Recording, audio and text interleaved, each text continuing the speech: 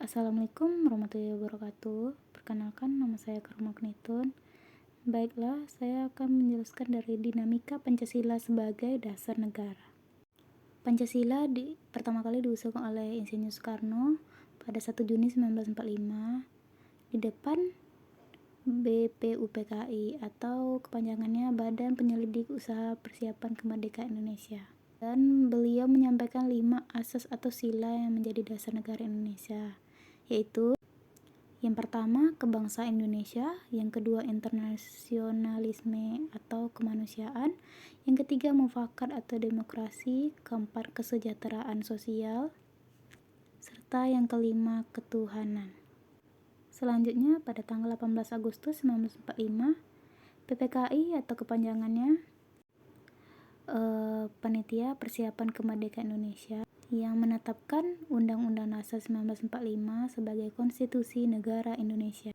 Dan pada pembukaan Undang-Undang Dasar 1945, alinea keempat, 5 sila tersebut disusun ulang menjadi yang pertama, yaitu ketuhanan yang Maha Esa, kemanusiaan yang adil dan beradab, persatuan Indonesia, kerakyatan yang dipimpin oleh hikmat kebijaksanaan, perwakilan, dan keadilan sosial bagi seluruh rakyat Indonesia. Dan Pancasila sebagai dasar negara mengalami perubahan, ada pada masa Orde Lama, pada masa Orde Baru, serta pada masa Reformasi. Pada slide selanjutnya, tantangan Pancasila sebagai dasar negara. Ada beberapa tantangan yang dihadapi oleh Pancasila sebagai dasar negara. Yang pertama, globalisasi. Globalisasi ini menimbulkan tantangan karena dapat menimbulkan konflik antar nilai-nilai lokal dengan nilai-nilai global. Pancasila harus mampu menjaga keseimbangan antara kepentingan nasional dengan kepentingan internasional, dan harus mampu juga mempertahankan nilai-nilai luhur bangsa Indonesia. Yang kedua yaitu radikalisme. Radikalisme ini menimbulkan tantangan bagi Pancasila karena dapat mengganggu stabilitas dan keamanan nasional. Radikalisme ini juga dapat menimbulkan intoleransi, diskriminasi, kekerasan, terorisme, dan lain-lain. Sehingga Pancasila harus mampu menangkal dan mencegah dari radikalisme dengan cara menegakkan hukum dan memberdayakan masyarakat. Yang ketiga yaitu intoleransi. Intoleransi ini juga dapat menimbulkan konflik sosial, sehingga Pancasila harus mampu mengatasi intoleransi dengan cara meningkatkan dialog antar kelompok, menumbuhkan rasa saling menghormati dan menghargai perbedaan. Yang kelima yaitu korupsi. Korupsi menimbulkan tantangan bagi Pancasila karena dapat merusak moral dan etika bangsa Indonesia, yang dimana korupsi itu dapat menimbulkan kerugian negara, ketimpangan sosial, kemiskinan, dan lain-lain. Sehingga Pancasila harus mampu mencegah dan memberantaskan korupsi dengan cara meningkatkan transparansi dan akuntabilitas publik, memberikan sanksi hukum yang tegas.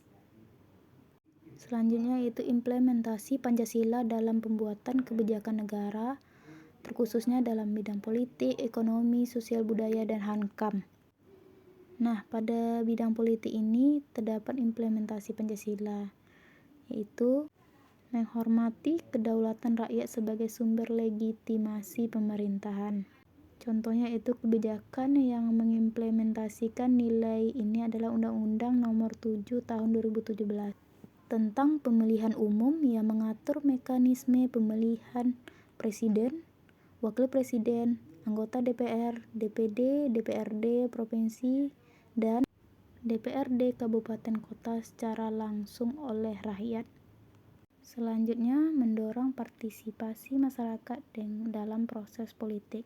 Contohnya itu kebijakan yang mengimplementasikan nilai ini adalah Undang-Undang Nomor 17 Tahun 2013 tentang organisasi kemasyarakatan yang mengatur hak dan kewajiban organisasi kemasyarakatan sebagai wadah aspirasi masyarakat dalam berbagai bidang. Yang mengimplementasi Pancasila dapat dilakukan dengan sebagai berikut, ialah menerapkan sistem ekonomi kerakyatan yang berkeadilan.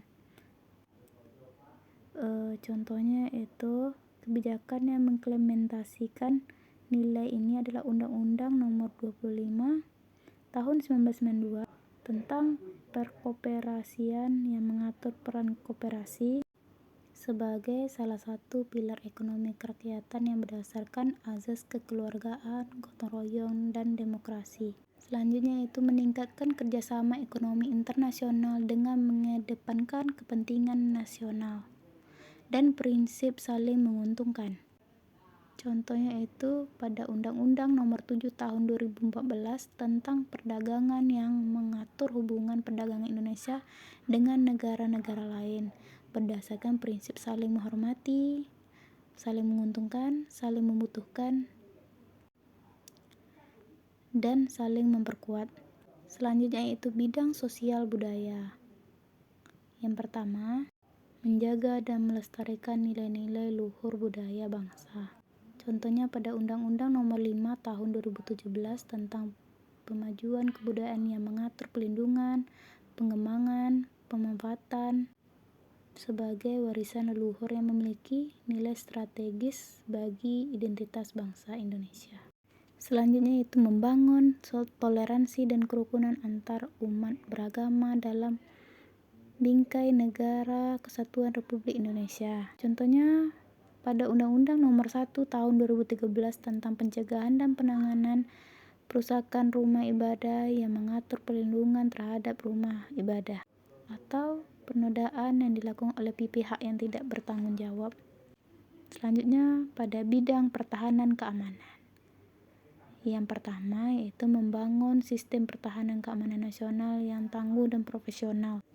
Contohnya pada Undang-Undang Nomor 3 Tahun 2002 tentang pertahanan negara yang mengatur penyelenggaraan pertahanan negara yang melibatkan seluruh komponen bangsa dalam sistem pertahanan. Selanjutnya membina hubungan baik dengan negara-negara tetangga dan mitra strategis dalam rangka menjaga perdamaian regional dan global. Contohnya pada Undang-Undang Nomor 37 Tahun 1999 yang tentangnya hubungan luar negeri yang mengatur hubungan luar negeri Indonesia dengan negara-negara lain berdasarkan prinsip bebas aktif, saling menghormati, saling menguntungkan, dan saling memperkuat. Demikianlah penjelasan dari saya. Apabila ada kesalahan dalam pengucapan kata, mohon dimaafkan. Assalamualaikum warahmatullahi wabarakatuh.